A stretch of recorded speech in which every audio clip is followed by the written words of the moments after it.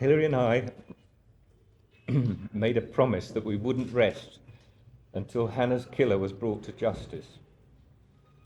4 years later, that promise is still a long way from being honoured, but we are no less determined. Our lives are now totally preoccupied with achieving justice for Hannah, and this responsibility is physically and emotionally exhausting. Hannah Claire Foster was born on August 31st, 1985. She lived in Southampton, England with her parents Hilary and Trevor and her younger sister Sarah. Hannah was a hard-working and high-achieving 17-year-old. She was completing her A-levels and was preparing to study medicine at university. Her ambition was always to be a doctor, and her teachers described her as a gifted and straight-A student that could have excelled in anything she put her mind to. Happy, smiling, and sociable, Hannah was popular amongst her peers and had a bright and promising future ahead of her. Friday the 14th of March 2003, Hannah had made evening plans with her friend Helen to go out for some drinks in Southampton. After they finished their nights at a bar called The Hobbit, they left together and were spotted on CCTV just before 11:15 walking down the high street.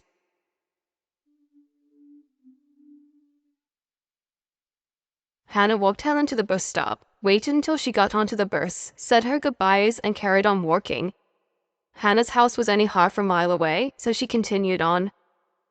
At around 5 a.m., and with Hannah still not home, her parents sent her a message. She always let her parents know if she had planned on staying out later than expected, or if she was staying at her friend's house, and with nothing to confirm either if these were the case, her parents were deeply concerned. By mid-morning, and with still no response, her father made the call to the police. With this being so out of character, the police acted quickly, and their first point of call was to look into Hannah's phone. Fortunately, her phone was still on and emitting a signal. Every time her phone got a text or call from her parents, it pinged off several different locations, and the police began to piece together where she might be. Panic set in when the team realized on the evening of the 14th of March, a 999 call was made from her phone. When the phone call was connected to the police, it was passed on to an automated system known as the Silent Solutions. When the operator couldn't hear any sound on the end of the phone, the system was then disconnected, and there was still no response from Hannah. What also alarmed the police was that her phone was evidently moving rapidly, and this could only mean one thing: it was in a vehicle. This was further corroborated when they played and enhanced the call that was made to 999 that had lasted less than a minute. They could tell from the tape that she appeared to be in a vehicle a lot larger than a standard-sized car, and whoever was in the vehicle with her was an older male with a South Asian accent. Whoever this man was, he was ordering Hannah to keep her head down. It was obvious they were now dealing with an abduction, and every moment was crucial. Signal towers put the phone between Southampton and Portsmouth in the early morning of Saturday the 15th of March, but the phone was now stationary and somewhere in Portsmouth. Using cell phone towers and checking every corresponding location, just 24 hours later, people's worst fears were realized. Hannah's body was discovered in some bushes on Allington Lane, on the outskirts of Southampton. She had been raped and strangled. The semen found on her clothes was put into the National DNA database, but did not come back as a match with anyone. Following the signal tower pings, only a day after this awful discovery, another finding was made. In a recycling plant in Portsmouth, Hannah's bag and phone were retrieved. The hunt was now on to find the mysterious man in the vehicle. Using CCTV, alongside the cell phone tower data, the police determined that Hannah's abductor would be linked to one of only 7 vans. The case was moving rapidly, and thanks to a huge tip, just a few days later, the police would find the man they were looking for. 41-year-old Manindipal Singh Kohli was an Indian immigrant who was also living in Southampton. He was married with 2 children and worked for Hazelwood Foods as a sandwich delivery driver. Crime Watch launched an appeal using reconstructions, asking for help with any information about the vans, times, or locations in question.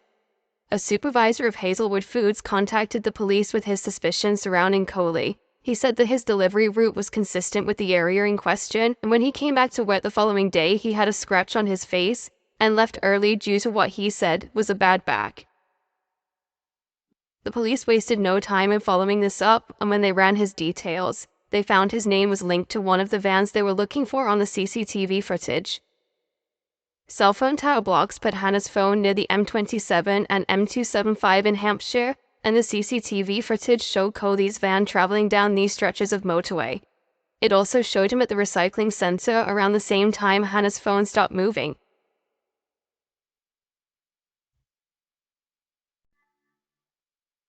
When they located and seized his van at his place of work and inspected it, they found blood and semen in the back, both of which matched what was found on Hannah's clothes.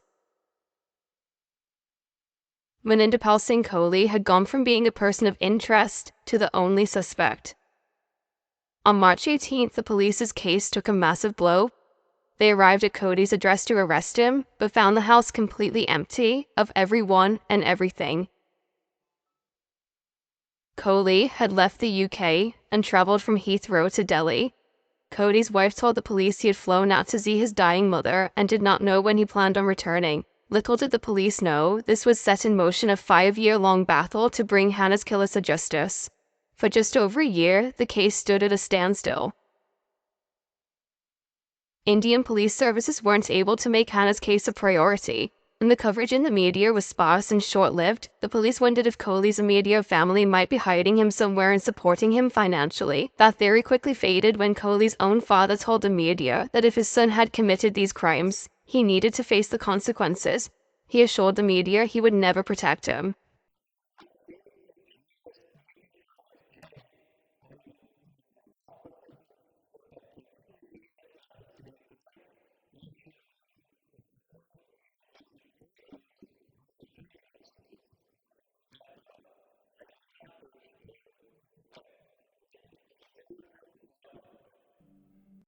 In July of 2004, Hannah's parents, Hilary and Trevor, took matters into their own hands and made the 4,000-mile trip to Chandigarh, India, to put Hannah's case on the map and locate Manindipal Singh Kohli. Their heartfelt appeals would reach the ears, eyes, and hearts of over 1 billion people. During the 10 days they were there, they started a telephone hotline for anyone with information about Kohli and made an abundance of press conferences. Hannah's case was now firmly in the public eye, and a reward of 5 million rupees was offered to anyone that could help find Kohli, and by this time, everyone was looking for him. A taxi driver saw Cody's face in the paper and reported to police that he had been in his cab. He told him that he was on holiday from the UK, that he worked as a delivery driver, and his name was Mike. He had formed an entirely new identity, and had even married another woman despite it being bigamous. In a televised interview on July 28, 2004, Kohli confessed. Abduct, raped and killed Hannah Foster. And I want to unburden myself. I totally want to tell the truth, what happened that night. She was crossing the road, I was coming out of the Mitre pub. My van was parked on the same road where she is walking. And I just picked my van and I came, on the other road and I saw her again. Then I stopped my vehicle, and I abducted her. I was totally drunk that night. The truth that my mother is very ill in India. I want to go to see her as well. And it is very, very bad luck for me, I was totally blank that night, my head was, and I done that crime. And she was not, agreed. And I just, strangled her. Just the whole with that way and put a hand on her mouth and killed her. He said he had been drinking heavily the nights he abducted Hannah, and when he saw her walking down the streets, he grabbed her as she went past his van. After he carried out a horrific attack on her, he said he had no choice but to kill her as she wouldn't promise to not report him. As quickly as he'd made it, he would retract the statements and claim he was forced to say it. He was held in custody in New Delhi, and the next 3 years were long and arduous. Hannah's grieving family waited on news of Cody's extradition to the UK so that justice could finally be served. In New Delhi, the case underwent 100 court proceedings and was appealed 35 times. This delay is unfair on us, and if the accused is innocent, just as unfair on him. No one is benefiting from this delay. Nobody can get on with his or her life until a decision is reached on extradition. It can't be allowed to drag on indefinitely. 3 years later, in June of 2007, the call was finally made to extradite him to the UK, and as soon as Cody touched down at Heathrow Airport on the 28th of July, he was arrested and charged with kidnap, false imprisonment, rape, murder, and perverting the course of justice.